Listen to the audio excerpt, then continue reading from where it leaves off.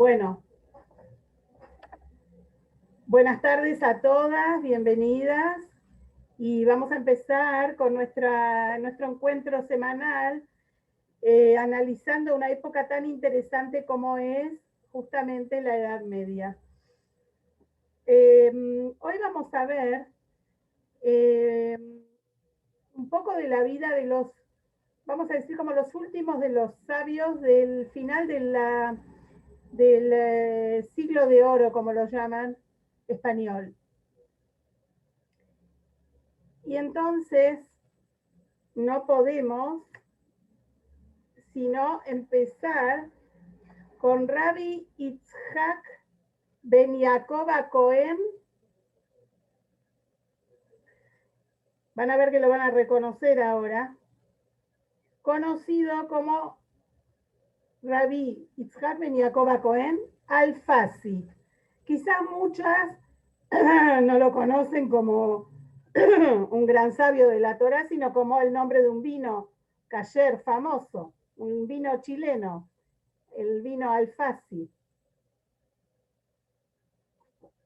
Pero en realidad, este es el nombre de este gran sabio que entre los estudiantes de las yeshivot es conocidísimo, preciadísimo, muy consultado, es básico para el estudio del Talmud y es conocido como el Rif. Rif. Ahora vamos a ver por qué. Entonces, Rabbi Yitzhak Al-Fasi, ¿por qué se llamaba así?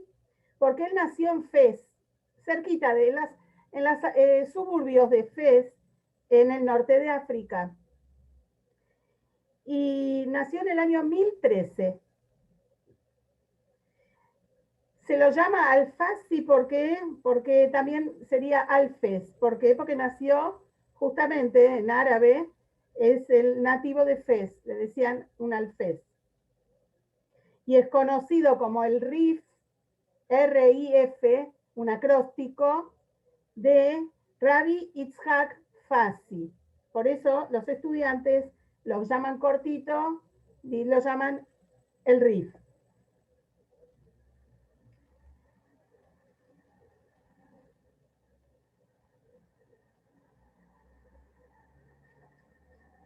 Muy bien. Como les dije, él nació en el año 1013 y vayan anotando, falleció en el año 1103.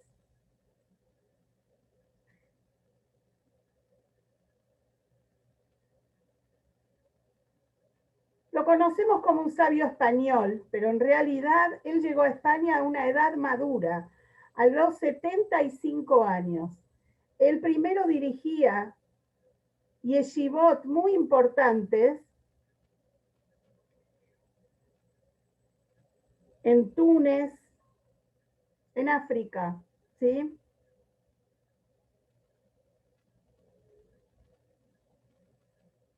Se tuvo que ir de ahí a esa edad avanzada, a pesar de que había formado a grandes sabios de Israel. La yeshivá de él era muy famosa por una denuncia que hicieron contra él dos personas acusándolo de traidor a la patria, como que él apoyaba a los ejércitos cristianos. Y entonces tuvo que escapó a España y se instaló en Lucena. Y ahí fundó una yeshivá que se hizo muy famosa, muy famosa, y grandes sabios estudiaron ahí.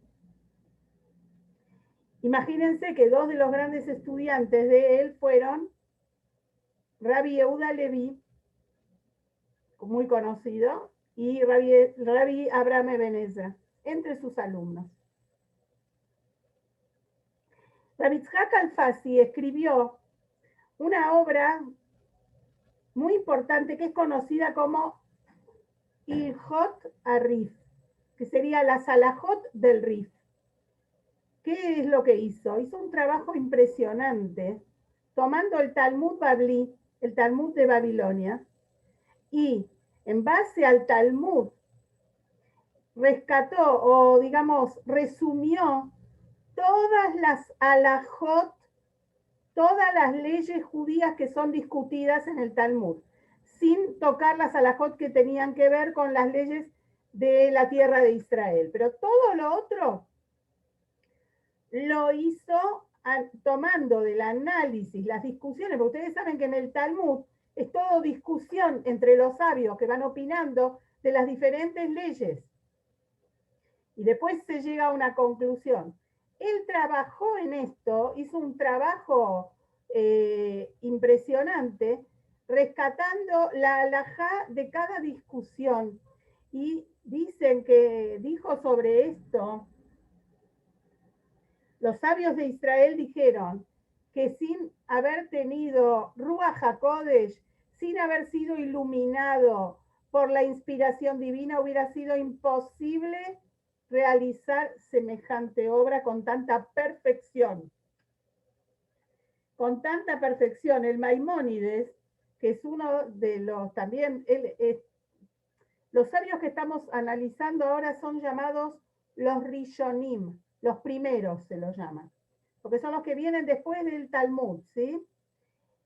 El Maimónides, el Rambam, también es uno de los Rishonim y atestigua sobre este libro que escribió el Rif, que es casi perfecto, que no encontró casi errores ni nada en lo que encontré en esto mismo. Cuando uno toma este libro, el J. Rif tiene el mismo formato aparentemente que el Talmud, que la Gemara, que tiene un texto en el centro con letras más grandes y después a los costados se ven los comentaristas. De la misma manera es este libro que escribió el Rabbi Yitzhak Alfasi, el Rif, y que es consultado y usado hasta el día de hoy en todas las yeshivot del mundo. Esto es muy importante de tener en cuenta, la actualidad del trabajo que fue escrito hace 1000 años, ¿no? Muchos años después, vamos a ver, varios cientos de años después, vamos a ver que un gran genio de la Torah también, llamado Rabbi Yosef Karo, realizó una obra parecida, que es el Shulchan Aruch, en donde ahí ya están las halajot puestas. Y él dice, Rabbi Yosef Karo dice que una de las bases de su libro, el Shulchan Aruch, es justamente el Ilhot Arif, el libro que escribió Rabbi Yitzhak Alfasi.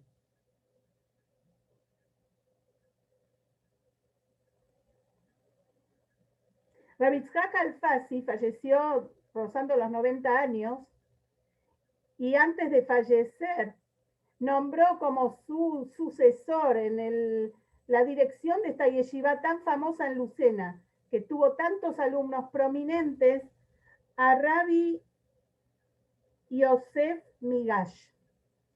Rabbi Yosef Migash entró en la yeshiva cuando tenía 12 años, imagínense. Ya era una luminaria de la Torah. Y cuando su rabino, su Rosh Yeshiva fallece, él tenía 26 años y fue nombrado Rosh Yeshiva. A pesar de que Rabbi Yitzhak Alfasi tenía un hijo muy capaz, que estaba también preparado para ser Rosh Yeshiva, que se llamaba Rabbi Yaakov. Sin embargo, dejó como sucesor a su alumno, a Rabbi Yosef Migash, que dicen, él dijo sobre su alumno que desde la época de Moshe Rabbeinu no hubo otro igual que él. Imagínense la grandeza de esta mente, la potencia, ¿no? Y ahí se encuentra algo muy interesante, les va a sonar el nombre. Uno de los alumnos de esta yeshiva, tan famosa en Lucena, se llamaba Rabbi Maimón. ¿Pueden identificar quién es? El papá del Maimónides, del Rambam, de Rabbi Moshe Ben Maimón. Él le dice le escribe a su hijo que sepa que Rabbi Yosef Migash no tiene parangón la sabiduría y el alcance de él. Esto es lo que le escribe a su hijo, Rabbi Moshe Ben Maimón, que ya vamos a estudiar del Maimónides un poquito más adelante, seguramente en una clase más, no hoy. Bueno, después de esto, vamos a analizar la vida de dos grandes alumnos de esta yeshiva que los nombramos antes. Rabbi Yehuda Leví, vamos a empezar con él. Rabbi Yehuda Leví es muy conocido, nacido en Toledo. Ustedes saben, más que yo, seguramente que Toledo es era una de las keilot más antiguas de España y más numerosa en ese momento.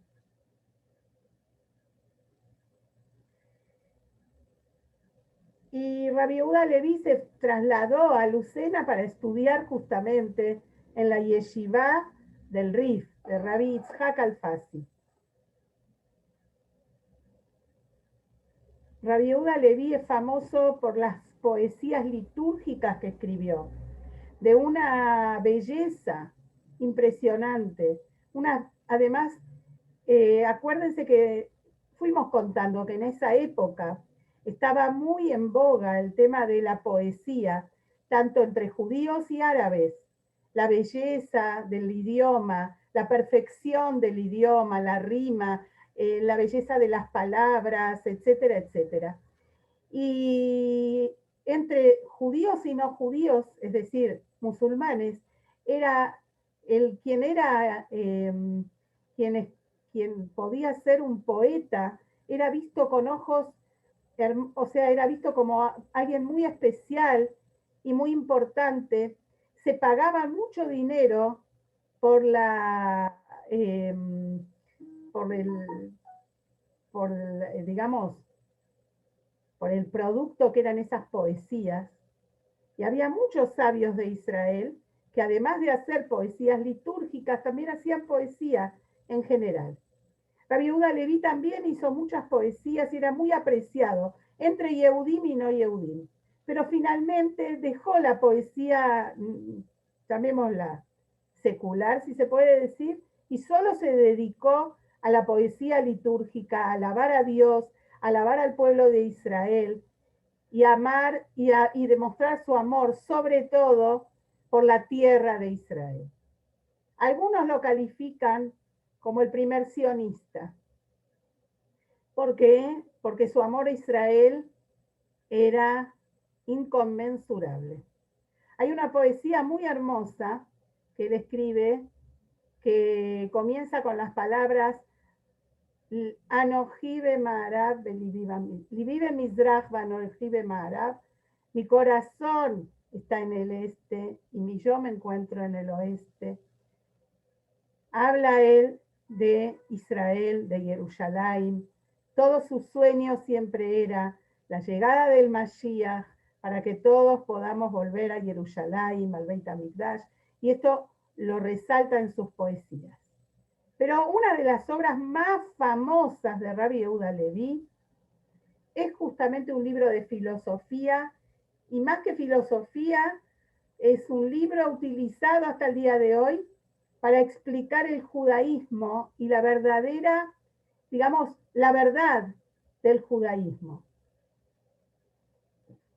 Estamos hablando del libro Akuzari o el Kuzari. ¿Se acuerdan que habíamos contado de la época de Rabbi Shmuel Anagid, que había tenido esa idea? Perdón, Hasdai Ben Shaprut. ¿Se acuerdan que él había soñado con encontrar a los Khazares, a los Kuzarim, a ese pueblo tan especial de Europa, del sur de lo que sería hoy Rusia, que había adoptado su rey, Bulán, y toda la aristocracia habían adoptado el judaísmo como religión. Y además de eso, después se convirtió en una república, o digamos un país, no una república porque tenían un rey, en un reinado judío. la mayoría de sus habitantes se convirtieron al judaísmo. Pero convertirse al judaísmo no significa que usaban Maguen David. Comían kasher, cumplían el Shabbat, hacían las festividades, todo. Eran personas observantes 100%. Y en base a esa historia de la época anterior, porque cuando ya Rabbi Yehuda Leví escribió el Kuzari, ya los casares habían sido absorbidos por los bárbaros. Él escribe esta obra basada en esta historia que revela Hasdai Ben Shaprut para demostrar la importancia, no solo la importancia, es la legitimidad del judaísmo. Entonces, escribe un libro en forma de diálogo. Es el diálogo entre el rey de Khazar, el Kuzari, y 3 personas más que él cita a su país, a su palacio, para que cada uno le explique las bases de su religión y así él pueda elegir la que le parezca que es la legítima. Entonces invita a un rabino, invita a un representante de la religión cristiana e invita a un representante de la religión de Mahoma, musulmán.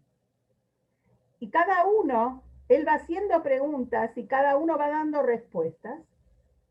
Y por supuesto que él, en la respuesta del rabino, de ese sabio judío que aparece en ese diálogo, en la realidad es ficticio, no sucedió, él no estuvo presente. Puede ser que haya sucedido 100 años antes, cuando los casares se habían convertido al judaísmo.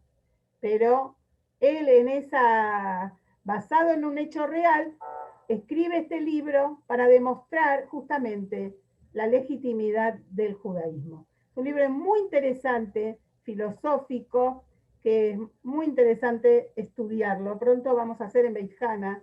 Esperemos pronto que podamos reunirnos, no de manera virtual únicamente, para poder estudiar el Kuzari. Rabbi Yehuda Leví, como dijimos antes, tenía un sueño especial. Y ese sueño era llegar a la tierra de Israel y poder llorar la destrucción del templo.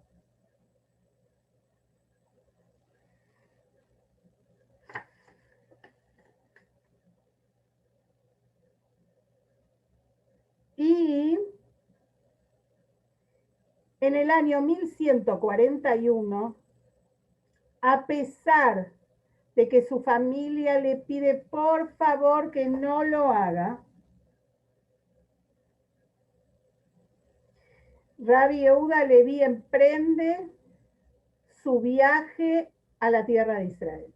Pónganse a pensar esos años, 1140, en medio de guerras, en medio de cruzadas, en medio de piratas, en medio de lo que ya en sí mismo suponía un viaje largo desde España a Israel, que tenía muchísimos riesgos.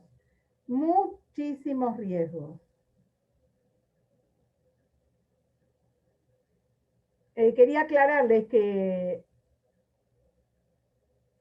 gran parte de la obra de Rabbi Yehuda Leví fue escrita en árabe, como la mayoría de los grandes sabios de esa época. Y el Kuzari fue traducido por Rabbi Yehuda Ben Tibón, que también tradujo el trabajo el Jobat Alevavot, que habíamos nombrado la clase anterior, y por eso la tenemos en hebreo al día de hoy. Bueno, volviendo a Rabbi Yehuda Leví, él no hizo caso y se fue. Como dirían acá, se tomó el buque.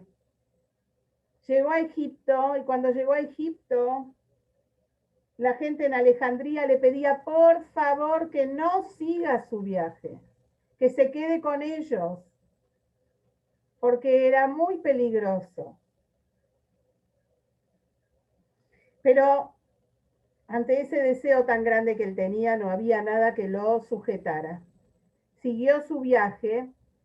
Cuenta la leyenda que cuando llegó finalmente a los portones de Jerusalén, de Jerusalén, Rabbi Yehuda Leví se prosternó, se inclinó en el suelo para besarlo y poder recitar las quinot, las lamentaciones, y en ese momento de tanta concentración y emoción no vio que se le aproximaba un jinete musulmán armado que con toda la mala intención lo pisó con su caballo y lo asesinó. En el año 1141. Vemos que falleció, si la leyenda es como es, en el momento más importante de su vida seguramente, sucedió lo que sucedió. Otro de los alumnos del Rif es, y muy famoso, Rabbi Abraham Eben Ezra. Rabbi Abraham Eben Ezra nació en una época, así como era más joven que Rabbi Yehuda Leví, nació en el año 1092 y falleció en el año 1167. Rabbi Abraham, para analizar, porque nosotros lo hemos mencionado, pero lo voy a volver a decir para que nos pongamos en situación. Fíjense que en esta época que estamos atravesando, digamos, a través de este curso, hay grandes, enormes sabios de Israel que llegan a un nivel de estudio y de enseñanza de la Torá casi sin parangón en otras épocas.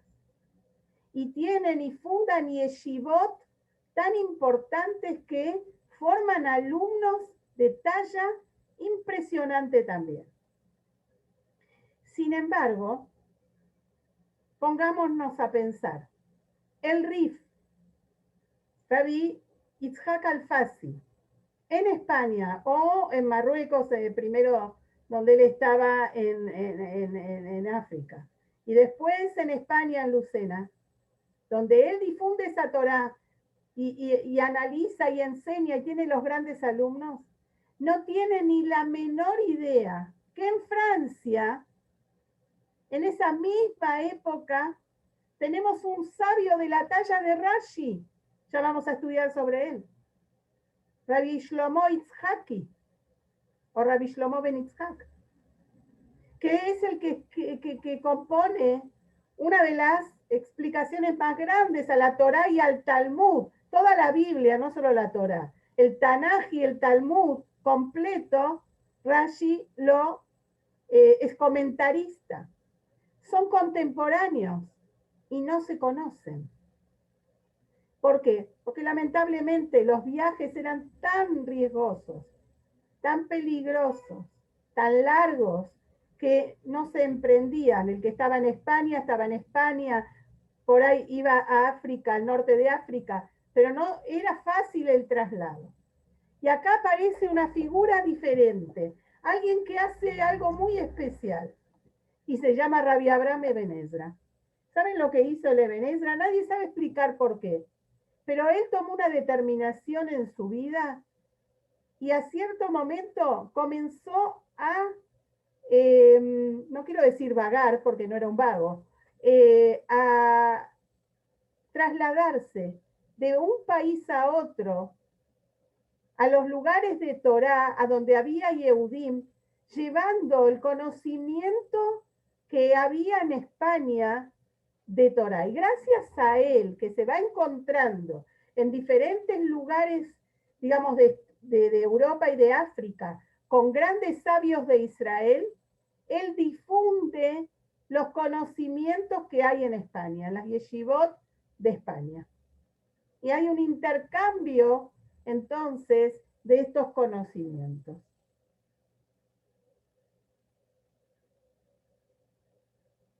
Imagínense que él se encontró entonces con grandes sabios de Francia, con quienes se encontró, incluso dicen que en el Cairo se encontró con el Maimónides, porque el Maimónides ya no estaba en España hacía mucho tiempo. Y él mismo, Rabbi Abraham Eben Ezra, era un gran sabio de la Torá. Hay su explicación, su comentario al Tanaj es insustituible. Él basa su explicación, su comentario sobre todo en el dikduk, es decir, en la gramática, y muestra cómo a través de la gramática es posible entender las profundidades de la Torá.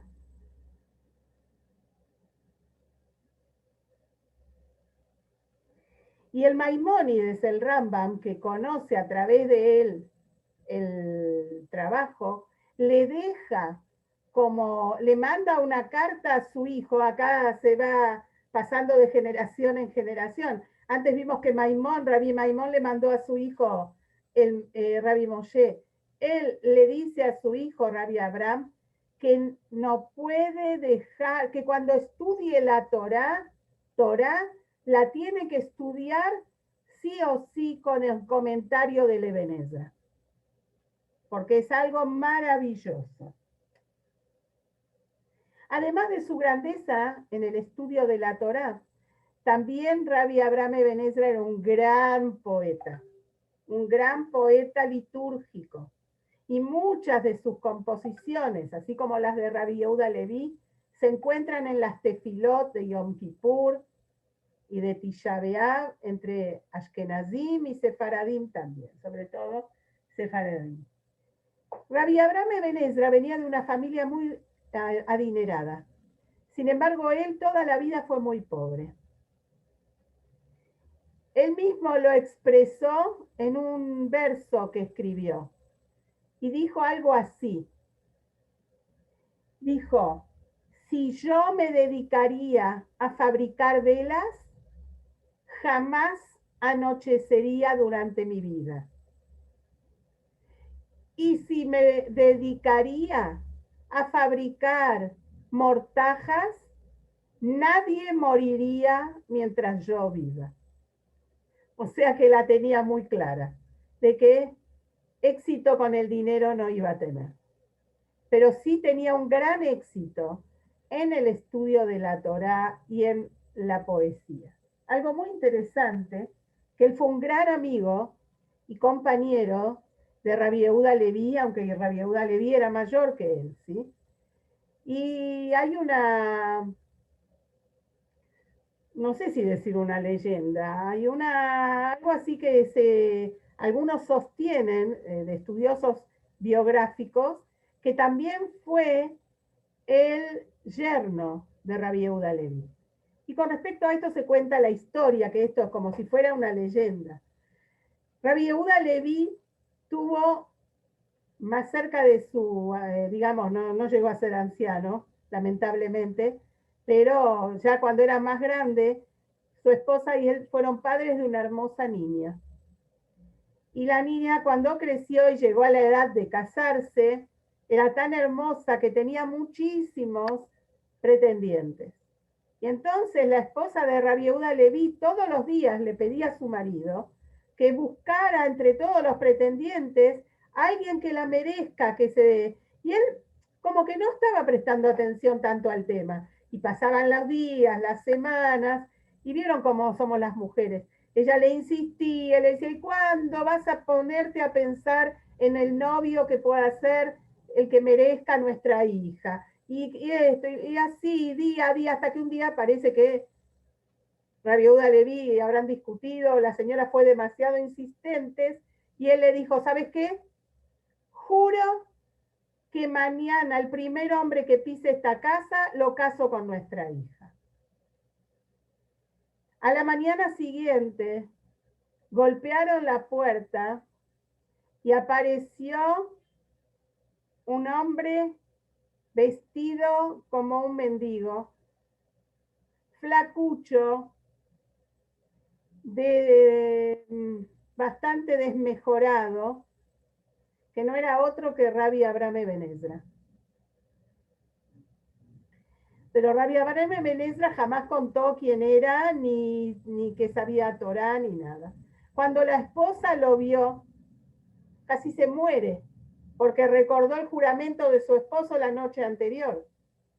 Cuando la hija lo vio, empezó a llorar desconsoladamente, corrió al escritorio de su padre y le lloró. ¿Cómo me hiciste esto? ¿Cómo voy a casarme con un mendigo ignorante de la Torá? Y el padre dulcemente le dijo, quédate tranquila, que yo le voy a enseñar Torá y va a llegar a ser un genio de la Torá. Rabbi Abraham Ben Ezra venía todos los días a estudiar y fingía que estaba aprendiendo. Y cada vez aprendía más rápido. Todo parecía andar sobre rieles, ocultando su verdadero nombre y personalidad, hasta que un día Rabbi Yehuda Leví estaba componiendo una poesía muy especial. Cuando llegó a la letra Reish, que sería paralela a la R, digamos, porque lo hacían con rima, etcétera, etcétera, no podía encontrar en este especial poema algo que rimara, una palabra o una frase que rimara con toda la poesía. Y estaba muy agobiado por esto. Pero, para su sorpresa, encontró cuando volvió a su estudio que ya estaba completada la frase con una bellísima rima que alguien había escrito, que por supuesto no era otro que Rabbi Abraham Ben Ezra. Y no le tardó mucho darse cuenta quién había sido la persona que había completado ese renglón, y ahí no le quedó otra que confesar quién era. Ya, imagínense la alegría de la novia, que sabía ahora que su esposo era un gran sabio de Israel. La boda se realizó con muchísima alegría.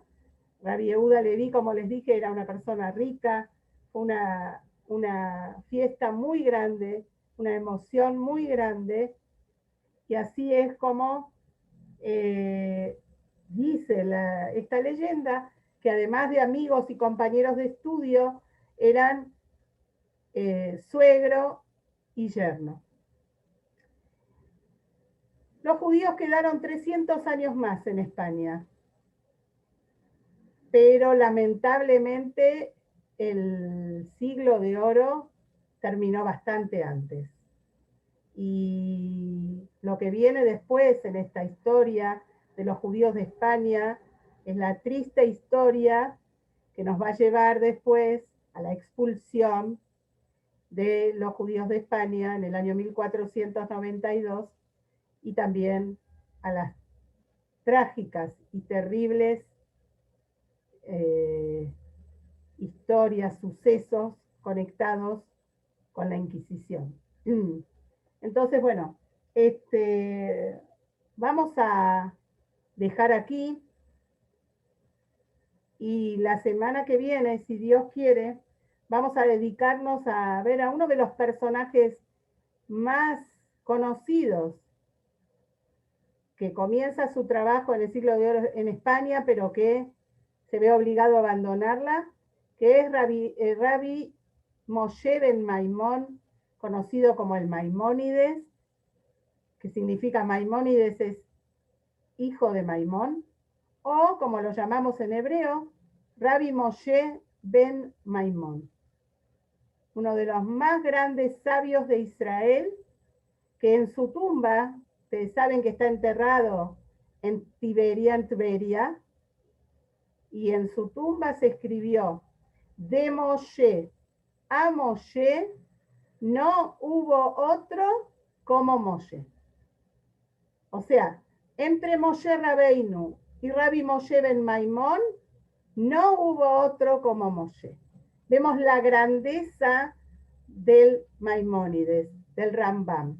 La vamos a analizar en detalle su obra, sus obras, y seguramente vamos a llegar a una conclusión que es la que nos surge cada vez que estudiamos la vida de estos grandes sabios.